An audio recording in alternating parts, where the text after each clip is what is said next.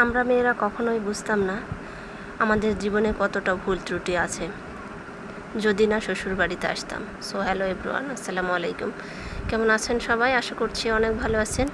আলহামদুলিল্লাহ আমিও ভালো আছি। তো ঘুম থেকে উঠতে একদমই লেট হয়ে গিয়েছে, প্রায় 7টা বাজে। সেই সময় আমি আজকে উঠেছি। তো যাই হোক, উঠে এসে যা আমার করণীয় যেগুলো কাজ আছে আর কি সেগুলো করতেছি। রান্না বসাতে হবে। তো শ্বশুরবাড়িতে তো আসলে আমাদের কী গুণ বা বৈশিষ্ট্য আছে সেগুলো শ্বশুরবাড়িতে না আসলে আসলে জানাই হতো না। তো যাই হোক, শ্বশুরবাড়ি মানেই অনেক শিক্ষক, যেখানে শুধু আমি অসহায় একটা স্টুডেন্ট ছিলাম, যেখানে শেষ নেই আসলে ভুলের, যে এইটা হয়নি, এইটা এইভাবে কেন করেছো, এটা এইভাবে করো না। তো যাই হোক, এরকমই আসলে মেয়েদের জীবন। তো আমাদের কাজকর্ম, সংসার এগুলো সামলাতে সামলাতে আসলে আমরা নিজেদের কথায় আসলে ভুলে যাই। তো আমি এখানে সবার মন জয় করার চেষ্টা করতেছি, মাত্র আমি নয়, আসলে ভুল করলাম। তো যাই হোক, মেয়েরা আমরা প্রত্যেকেই সংসার যারা করতেছি এক কথায়, তারা সবাই এরকম অবস্থায় থাকি।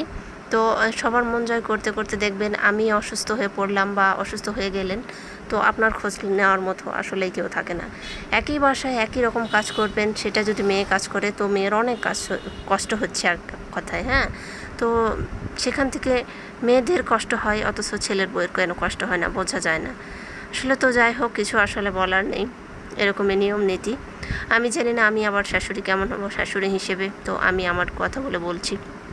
যাই হোক, তো সবার জন্য এখানে কারোর জন্য রুটি, তো কারোর জন্য ভুজনা, তো কারোর জন্য ভাত, এরকম করে আমার জীবনটা আসলে কেটে যাচ্ছে।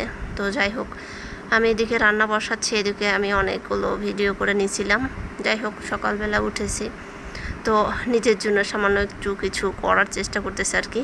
আসলে আমাদের শ্বশুর বাড়ি থেকে ধরেন যে মেয়েদের মতো যদি আমাদেরকে সাপোর্ট করা হতো, আমরা মেয়েরা আরও অনেকটাই উন্নত হয়ে যেতে পারতাম, বা আমাদের জীবনটাই আসলে অন্যরকমের হতো। তো যাই হোক, এখানে আমার শ্বশুরের আত্মীয় আসবে বলে কথা, শ্বশুরের বন্ধু।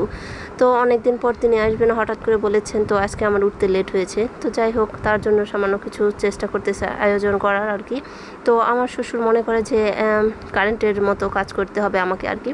তো যাই হোক, আমার আব্বাজান আসলে অনেক ভালো, তো অনেকটাই রাগী। তো তার জন্য কিছু করা যাবে না আর কি, অনেক কিছু রান্না করবো। এই ফাঁকে আবার আমার পিঠা খেতে ইচ্ছে করতেছে, তার জন্য তাল বের করে রেখেছি, তালটাও আজকে তালের বড়াটা করব। আমার ছেলে মেয়ে এদিকে যাচ্ছিল। তো যাই হোক, এখান থেকে অনেক কিছু রান্না করে ফেলছি, মাঝে মাঝে আবার ভিডিও করছিলাম। তো যাই হোক, সবাই ভালো থাকবেন, সুস্থ থাকবেন, আমাদের পরিবারের জন্য দোয়া করবেন সকলে। আসলে আমার কিছু বলার নেই, যা বলেছি আসলে আবেগপ্রবণ হয়ে গিয়েছিলাম। তো যাই হোক, সবাই ভালো থাকবেন, সুস্থ থাকবেন, আমাদের ফ্যামিলির জন্য দোয়া করবেন। আল্লাহ হাফেজ।